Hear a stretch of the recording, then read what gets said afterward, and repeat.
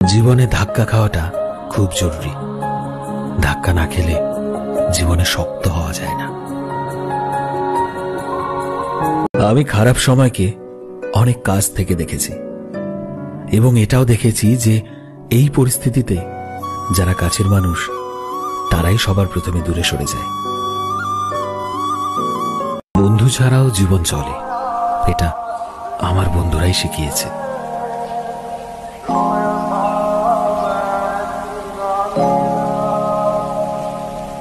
ভীষণ মন খারাপের সময়গুলো একান্তই নিজের।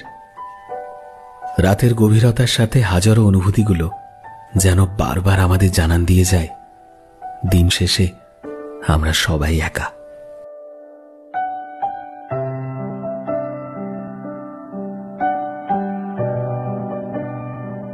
মন খারাপ করে কি হবে? দুনিয়াটা তো আর মা নয় যে সব সময় ভালোবাসবে।